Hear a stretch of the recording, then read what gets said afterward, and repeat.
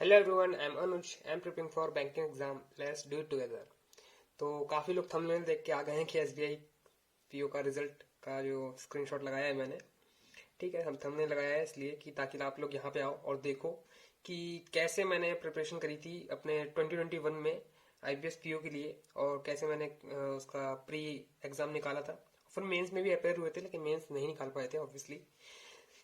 ठीक है, तो वही स्टडी प्लान एक मैं आपके लिए सामने लाया हूँ। काफी लोगों ने बोला था कि हाँ, क्या टारगेट रखना चाहिए इस बार, कितना कट ऑफ जा सकता है, तो वो सब डिस्कस करेंगे यहाँ पे हम लोग। तो अभी कुल मिला के मेरे हिसाब से 20 दिन बचे हैं। 20 दिन बचे हैं एसबीआई पीओ के एग्जाम को कंडक्ट होने में, है ना। अभी एक हफ्ते में शायद उसका एडमिट कार्ड भी आ जाएगा, क्योंकि दिसंबर में एग्जाम होना है। तो मान के चलो 20 दिन आपके पास प्रॉपर बचे हैं, है ना। अभी से अगर आप तैयारी, मतलब तैयार तो आप कर रहे होगे, लेकिन अब बिल्कुल सीरियस हो जाना 20 दिन, क्योंकि अभी जब होता है कि सामने एग्जाम नहीं होता है तो हम लोग एकदम लेजी हो जाते हैं। तैयारी करना पे मतलब ज्यादा फोकस करते नहीं है। तो ये सब नहीं करना है। यहीं पे जो बच्चे एग्जाम निकालते हैं वही आगे हो जाते हैं, क्योंकि वो उस फेज में भी तैयारी करते रहते हैं जब जब एग्जाम कंफर्म नहीं होता है कि उसकी डेट आएगी कि नहीं आएगी। ठीक है, तो एसबीआई पीओ 2022 के लिए 20 डेज का स्टडी प्लान है मेरा ये। 20 डेज मतलब 25 से 30 मॉक टेस्ट आपको लगाने पड़ेंगे यहाँ पे। ठीक है, कहीं से भी लगाओ, डजेंट मैटर, कहीं से भी लगाओ। मैं तो ये कभी भी नाम नहीं लेता हूँ, लेकिन आप कहीं से भी लगा सकते हो। 25 से 30 मॉक टेस्ट आपको मिनिमम टू मिनिमम लगाना है 20 दिन के अंदर आपको। ये आप टारगेट लेके चलो। और आपको अपना एवरेज जो स्कोर है वो 65 के आसपास रखना है। 65 नहीं तो 60 के आसपास तो जरूर रखना है, इससे नीचे नहीं आना चाहिए। ठीक है, 60 के आसपास जरूर रखना है। ठीक है, विद 90% एक्यूरेसी। अब यहाँ पे देख लेते हैं कि सबसे पहले कि मैंने 2021 में क्या करा था। ठीक, उसके बाद आएंगे कि अभी हम लोग क्या करेंगे। तो 2021 का देख लेते हैं कि यहाँ पे मैंने मेरे अटेम्प्ट्स कैसे थे, क्योंकि ऐसा होता है ना कि उसमें सेक्शनल कट ऑफ तो होती नहीं। पहली बात तो एसबीआई में सेक्शनल कट ऑफ होती ही नहीं है, और ऊपर से उसको आप मार्क्स जो होता है वो एकदम कंबाइन करके दिखाया जाता है। हमको सेक्शनल वाइज मार्क्स नहीं दिखाया जाता है। ठीक है, एक बार में मार्क्स दिखा दिया जाएगा कि टोटल मार्क्स कितना आया है। तो मेरे अटेम्प्ट 65 के आसपास थे। 65 मुझे अब याद नहीं आ रहा, 65 में 67 अटेम्प्ट होंगे। इंग्लिश में मैंने 20 करे थे।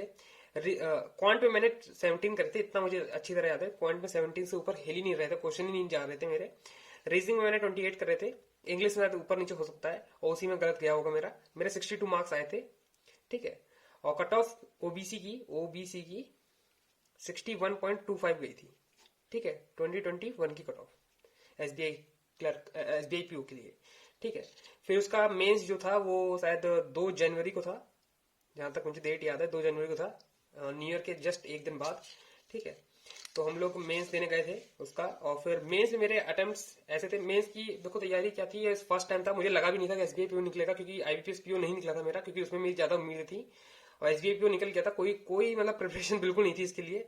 लेकिन ठीक है, लास्ट टाइम पे मैंने कैसे मॉक टेस्ट लगाए, अच्छे अच्छे खासे मॉक टेस्ट लगाए थे। रेगुलर प्रैक्टिस करता रहता। तो मैंने कुछ 87 अटेम्प्ट करे थे टोटल।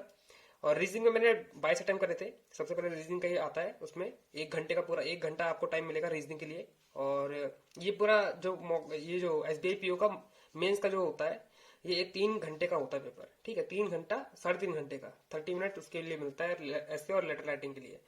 तो 1 घंटे में रीजनिंग मैंने 22 क्वेश्चन कर पाया था। ठीक है, जीएस उसके बाद आया था तो 28 क्वेश्चन करे होंगे मैंने, 28 से 25 कुछ करे होंगे। इंग्लिश में मैंने 27 के अप्रोक्स करे होंगे। और क्वांट में मैंने 10 क्वेश्चन ही करे थे। ठीक, 10 से ऊपर मेरे जा ही नहीं रहे थे। ठीक है, जैसे इस बार आईबीएस पीओ में काफी लोगों का हुआ है, 10 से ऊपर करना भी, क्वेश्चन अटेम्प्ट करना काफी मुश्किल हो रहा था। वैसे एसबीआई पीओ में तो ऐसा होता ही होता है। ठीक है, तो अपना माइंड मेकअप लेके ऐसे जाओगे कि हाँ भाई हम तो 25 कर देंगे, 30 कर देंगे। वो उनके लिए जिनका कॉन्ट जो होता है वो प्राइमरी सब्जेक्ट होता है ना। पहले कॉन्ट होता है, फिर रीजनिंग होता है। लेकिन जो ज्यादातर होते हैं जिनका रीजनिंग स्ट्रांग होता है, वो कॉन्ट में 25 से 30 क्वेश्चन अटेम्प्ट करने का सोचते हैं। तो मैं तो ये सोचता हूँ कि हाँ ठीक है, आप काफी अंडरस्टिमेट कर रहे हो पेपर को। ठीक है, एसबीआई पीओ है। ठीक है, कोई प्री नहीं है ये, है ना। तो आप, जो मैंने जहां तक देखा है लोगों को, वो बताते हैं कि अगर 10 से 15 मार्क्स का आप अटेम्प्ट, 10 से 15 क्वेश्चन आप अटेम्प्ट कर रहे हो क्वांट में, तो भी आप मतलब बहुत ही अच्छी कैटेगरी में आप फॉल कर रहे हो। गुड अटेम्प्ट तो बहुत ऊपर हो जाएंगे इससे, है ना। गुड अटेम्प्ट से भी ऊपर है ये जो मैंने अटेम्प्ट बताए आपको। तो ऐसे आप टारगेट लेके चलना। लेकिन पीओ आएगा तो पीओ में बात करेंगे, सॉरी मेंस में जब आएगा तो मेंस की बात करेंगे। अभी तो प्री की बात है ना, प्री पैन निकालना है। तो इसमें मैंने 87 अटेम्प्ट करे थे। 82.5 समथिंग मेरे मार्क्स आए थे। ठीक है, और ये मार्क्स जो है इसमें मेरा लेटर वाला और एसए वाला जो जुड़ा हुआ है वो है। अब मुझे मतलब क्योंकि ये कंबाइंड मार्क्स आता है, इसका जो सेक्शनल वाइज मार्क्स होता है वो पता कभी नहीं चलेगा आपको, तो इसमें पता नहीं लगा सकते कि हमारा क्या गलत गया था क्या सही गया था। लेकिन मैंने 87 क्वेश्चन करे थे और 82 समथिंग मार्क्स आए हैं। अब इसमें कुछ इसमें रीजनिंग में कुछ 2 मार्क्स के होते हैं, क्वांट में कुछ 1.5 मार्क्स के भी होते हैं, ऐसे करके कुछ मार्क्स के होते हैं, ठीक है। और लेटर और एसए इसमें जुड़ के आया था। ओबीसी की कट ऑफ 86.54 गई थी, तो मैं काफी मार्जिन से रह गया था वैसे तो, है ना। लेकिन मेरे हिसाब से मैंने बहुत अच्छा अटेम्प्ट करा था, क्योंकि मेरी बिल्कुल तैयारी नहीं थी एसबीआई पीओ मेंस के लिए। तब भी मैंने 87 अटेम्प्ट करके 82 के आसपास मेरे मार्क्स ले आया था, मुझे काफी सही लग रहा था, ठीक है। तो इस बार भी कॉन्फिडेंस है, इस बार भी मैं सोच रहा हूँ कि हाँ प्री तो निकाल ही लेंगे इस बार, क्योंकि पता नहीं क्यों मुझे लगता है कि एसबीआई पीओ का प्री निकालना थोड़ा सा इजी होता है compare to IBPS PO. Last time भी मुझे लगा था, लेकिन इस बार तो कट ऑफ काफी कम गई थी। इस बार कट ऑफ 49 गई है आईबीएस पीओ की, ओबीसी की कैटेगरी में बता रहा हूँ मैं तो। लेकिन एसबीआई पीओ का ऐसा कुछ नहीं जाएगा, जैसा जहां तक मुझे लगता है, अंदाजा है इसकी, इससे तो ऊपर ही जाएगी कट ऑफ। तो इसीलिए मैं 65 से 60 मार्क्स तक अपना टारगेट लेके चल रहा हूँ। मेरा टारगेट तो यही रहेगा, ठीक है। अब इंग्लिश में क्या रहेगा, इंग्लिश में मैं 20 से 22 मार्क्स का अटेम्प्ट करने का ट्राई करूंगा, वो भी एक्यूरेसी के साथ। इसमें अगर मैं 2 या 3 गलती मान लेता हूँ, क्योंकि इससे ज्यादा मैं होने का चांसेस मैं अफोर्ड नहीं कर सकता, इससे ज्यादा गलतियां, है ना। क्वांट में मैं 20 लेके चल रहा हूँ, इससे ऊपर हो जाएगा तो बहुत ही अच्छी बात है, लेकिन 20 तो मिनिमम मैं करके जाऊंगा, ठीक है। और रीजनिंग में मैं 30 करूंगा, ठीक। ये मेरा मतलब माइंड मेकअप है। जब भी मैं मॉक टेस्ट दूंगा तो मैं अपने माइंड में यही लेके चलूंगा कि इतना तो मुझे मिनिमम मिनिमम करना ही है, इससे ऊपर हो जाता है तो बहुत ही अच्छी बात है, ठीक है। तो टोटल रैम मेरे 70 से 72 तक अप्रॉक्स हो जाएंगे। मार्क्स मेरे अगर 60 से 65 के बीच में आ जाते हैं तो वो मैं ठीक मानूंगा अपना, ठीक है। बाकी हर एक टेस्ट अलग अलग होता है, उसका परसेंटाइल भी अलग अलग होता है, लेकिन मेरा मानना ये है कि एसबीआई पीओ जो मेन होता है उसके लिए इतना आपका टारगेट लेके चलना काफी ठीक रहेगा, सेफ खेल रहे हो आप, मतलब यहाँ पे, है ना। तो इंग्लिश में आ जाते हैं। सबसे पहले इंग्लिश में क्या करना चाहिए, देखो इंग्लिश में क्या आती है, आरसी आती है। आरसी सबको करना ही पड़ेगा, क्योंकि सबसे ज्यादा वेटेज एसी का होता है, जैसे डीआई होता है मैथ में, वैसे इसमें आरसी होता है, ठीक है। आरसी के बाद आता है फिलअप। आप आरसी में क्या होता है कि एक बहुत बड़ा पैरा होता है, उसको आपको पढ़ना होगा। अब आप पढ़ो, चाहे आपकी स्ट्रेटजी क्या होती है क्या नहीं होती है। मेरी स्ट्रेटजी क्या है वो आप मेरे मॉक टेस्ट में देख सकते हो, मैंने पूरी फुल मॉक टेस्ट की वीडियो डाल रखी है, आप उसमें देख सकते हो कि मैंने कैसे अटेम्प्ट कराया आरसी को, ठीक है। अब इसमें क्या होता है, एक एंटोनिम्स एक सिनोनिम्स तो जरूरी पूछता है इसमें, तो वो आप करके जाओ कि हाँ आपकी जो वोकैबुलरी है वो स्ट्रांग होनी चाहिए, ठीक है। क्योंकि ये पीओ का पेपर है, प्री का नहीं है। इसमें वोकैबुलरी का काफी यूज होगा, ये आप देख लेना, ठीक है। प्लस में भी वोकैबुलरी आएंगी, बहुत सारी आएंगी जो आपने कभी पढ़ी नहीं होंगी, वो भी आएंगी। ऑप्शन की काफी हेल्प लेना, आप एक एक ऑप्शन को पुट करके देखना कौन सा फिलअप मतलब सेंस निकाल रहा है कि नहीं निकाल रहा है। क्योंकि क्या होता है, ए लिखा होता है या फिर एन लिखा होता है और फिर ऑप्शन दे रखे होते हैं, इसमें वॉवल लिखे होंगे तो वॉवल के साथ जाया करो, ठीक है। जैसे अगर एन लिखा है, सिर्फ एन के बाद ये डैश आ रहा है तो वॉवल देखा करो, ठीक है। ये सब जो अगर ट्रिक्स होती हैं आप इन चीजों को नोटिस करा करो। या फिर वॉश चल रहा है तो आप ईडी देखा करो, है ना। ऑप्शन में ईडी देखा करो, क्योंकि हमको यहाँ पे पास्ट टेंस के लिए एक वर्ड चाहिए होता है, ठीक। तो ये सब चीजें होती हैं, तो कोई ट्रिक्स होती है, आप अपना सकते हो। बाकी रीअरेंजमेंट आता है, पैराजम्बल आता है, 5 मार्क्स का तो ये आएगा ही आएगा। अब चाहे कैसे आ जाए, एक सेंटेंस पूरा आ जाए या फिर एबीसीडी वाला आ जाए, ठीक है।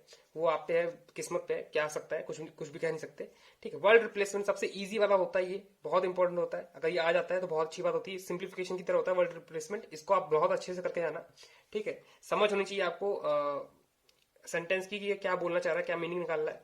मिसस्पेल वाले आ सकते हैं, जिसमें स्पेलिंग आपको चेक करनी होती है, ये 1-2 मार्क्स का आ सकता है।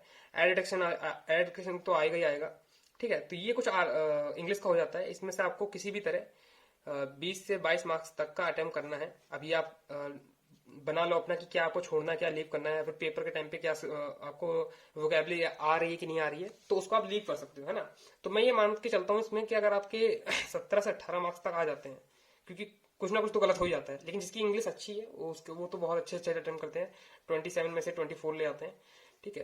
तो उनकी बात नहीं कर रहा मैं, लेकिन जैसे मेरे ऐसे लोगों की इंग्लिश थोड़ी वीक होती है, तो मैं उनका बता रहा हूँ कि हाँ अगर आप यहाँ से इतना स्कोर कर देते हो तो काफी हद तक होता है कि हाँ आप क्वांट और रीजनिंग से कट ऑफ क्लियर कर सकते हो, ठीक है।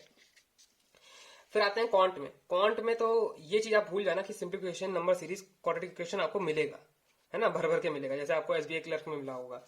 ऐसा कुछ भी नहीं होने वाला, मैं पहले बता दूं। अपना माइंड मेकअप बिल्कुल लेके चलना है कि सिंप्लीफिकेशन तो ना मात्र मतलब 1-2 मार्क्स का मिल जाएगा, 5 मार्क्स का मिल जाएगा, लेकिन उससे ऊपर बिल्कुल नहीं मिलेगा, ठीक है। नंबर सीरीज या फिर क्वाड्रेटिक में से कोई एक चीज आ सकती है, या इन तीनों में से कोई एक चीज आएगी, या फिर अप्रॉक्स दे देंगे वो लोग, ठीक। लेकिन ये आप सोच रहे हो कि ये पूरा जो पोर्शन है, ऊपर के 2 पॉइंट लिखे हैं मैंने, ये 15 मार्क्स का आएगा, तो अब भूल जाओ। मतलब बहुत बड़ी गलती करोगे अगर इसके बिहाफ पे आप पेपर देने जाओगे। ये सिर्फ ये आएगा पूरा 5 से 8 मार्क्स तक का। तो ये है कि आप 5 से 8 मार्क्स कवर कर सकते हो, और फिर 12 मार्क्स जो होगा वो कहाँ से कवर करना है वो आप देख सकते हो कि आप अर्थमेटिक करके जाओ। ठीक है, अर्थमेटिक में क्या होता है, पार्टनरशिप वाले जो क्वेश्चन होते हैं, ठीक है, पार्टनरशिप वाले क्वेश्चन होते हैं, एज वाले क्वेश्चन जो होते हैं, एवरेज, ठीक है, और क्या होता है, रेशियो होता है, ठीक है, स्पीड डिस्टेंस वाले जो क्वेश्चन होते हैं, बोट एंड स्ट्रीम वाले क्वेश्चन होते हैं, इन क्वेश्चनों को करके जाओ, है ना। मतलब बेसिक तो आपको आना चाहिए, ठीक है। फिर उसका हर एक पैटर्न आप करके जाओ, मॉक टेस्ट जब दोगे तो उसमें आपको पता चल जाएगा कि किस किस पैटर्न के क्वेश्चन आते हैं।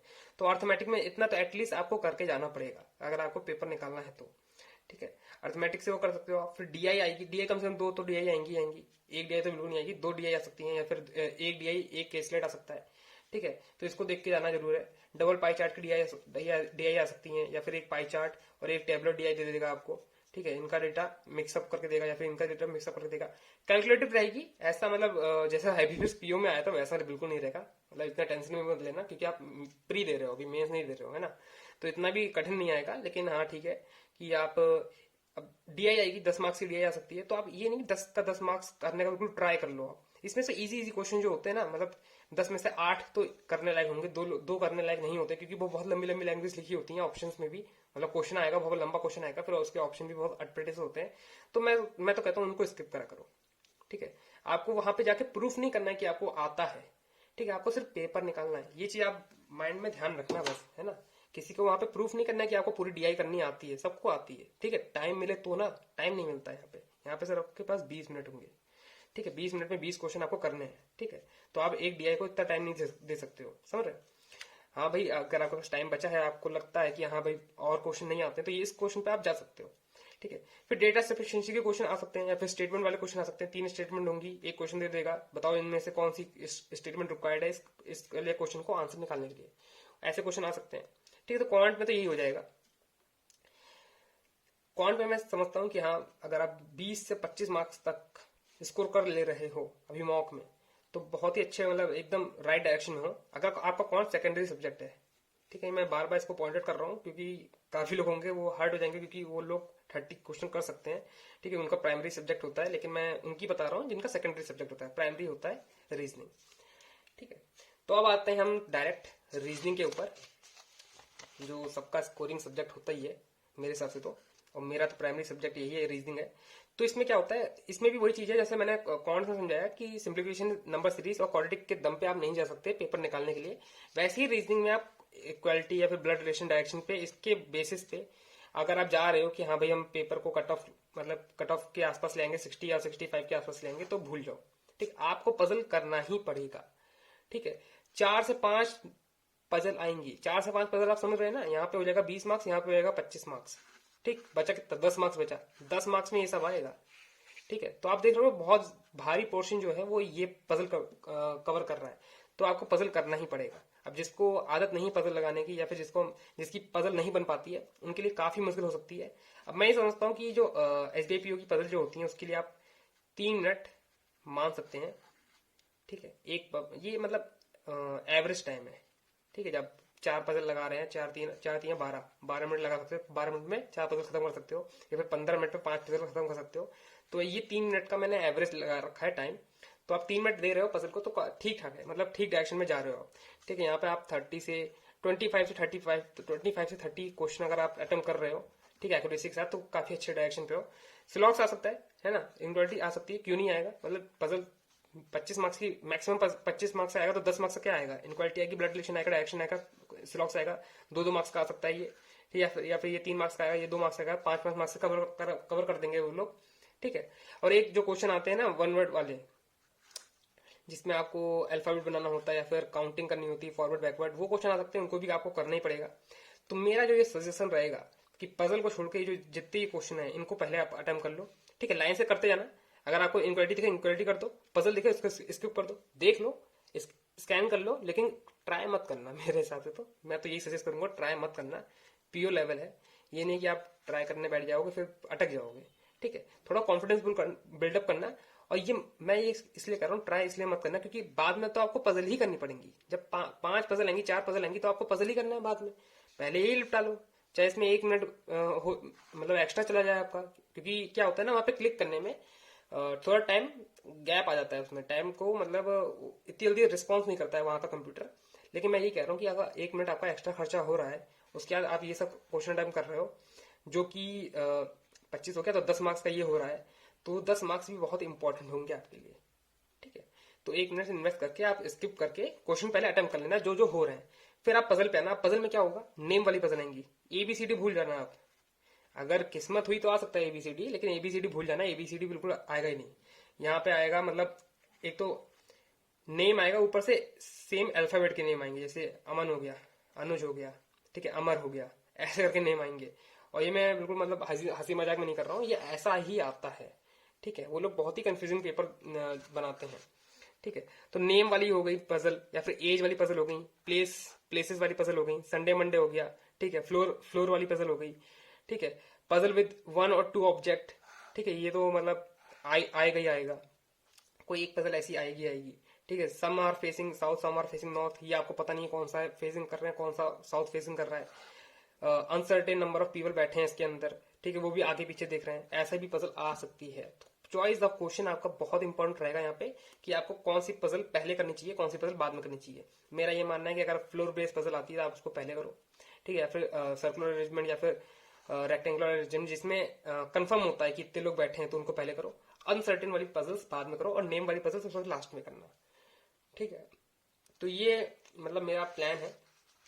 बाकी आप इससे जा सकते हो, मैं तो ऐसे ही प्लान करके चल रहा हूँ कि एसबीआई पे 2022 के लिए हम 60 से 65 मार्क्स तक कवर ऐसे करके कर सकते हैं। ठीक है, तो आज के लिए इतना ही। मतलब ये स्टडी प्लान है मेरा, 20 से 30 मॉक टेस्ट लगाओ, कहीं के भी लगाओ, कोई दिक्कत वाली बात नहीं है ना। परसेंटाइल मैटर करता है, परसेंटाइल आपका 90+ होना ही चाहिए, जो लास्ट में परसेंटाइल लिखा होता है उसमें 90+ होना चाहिए। बाकी आप रीडिंग करते रहो, रीडिंग से आप इंग्लिश आती रहेगी। मेरी भी इंग्लिश इतनी अच्छी है नहीं, मैं यही करता हूँ कि हाँ भाई, अगर 20 क्वेश्चन करें तो उसमें मेरे 15 मार्क्स आ जाते हैं ऐसे करके, या फिर 12 मार्क्स आ जाते हैं। और ये जो फैक्ट है वो मैं वही बता रहा हूँ। ठीक है, और हर किसी का वही होता है जिसकी मतलब इंग्लिश कमजोर होती है, जिसका सही होता है उनका तो और अच्छी बात है। लेकिन जो मेरा कंडीशन में वो बता रहा हूँ, क्योंकि इसी से मैं पीछे रह जाता हूँ। बाकी सब में तो मैं कवर कर ले जाता हूँ, लेकिन इंग्लिश की वजह से ही मेरा जो स्कोर है वो काफी पीछे रह जाता है। ठीक है, तो मैं इस पे वर्क कर रहा हूँ अभी तो। ठीक, आप लोग भी वर्क करते रहो। और ठीक है, ये रहा मेरा प्लान। इसका आप चाहो तो स्क्रीनशॉट ले सकते हो, लेकिन अगर आपको समझ में आ गया तो स्क्रीनशॉट लेने की कोई जरूरत नहीं है। ठीक है, और जो मेरा पेपर का जो स्कोर है वो मैं अभी दिखा दूंगा, शो कर दूंगा, क्योंकि आपने थंबनेल में देख के आए होगे, लेकिन यहाँ पे है नहीं, लेकिन मैं शो कर दूंगा लास्ट में, है ना। तो टारगेट ये बना के चलते हैं हम लोग एसबीआई पीओ में प्री का, कि 60 से 65 मार्क्स तक का 60 एवरेज लेकर इस पेपर को क्लियर करते हैं। और फिर एसबीआई, अगर एसबीआई क्लर्क मेंस भी साथ में लेके चलेंगे, लेकिन उसके लिए मैं अलग से एक वीडियो ले आऊंगा कि उसको साथ में उसका प्लान क्या है, उसकी अलग से वीडियो ले आऊंगा। ठीक है, अभी 20 डेज वाला प्लान है, और जो अभी तक पढ़ाई नहीं कर रहे हैं वो अभी से पढ़ाई करना स्टार्ट करते हैं। ठीक है, and that's all for today. I will meet you guys in next video. Till then, work hard and stay motivated. Thank you guys for watching, and do mock test.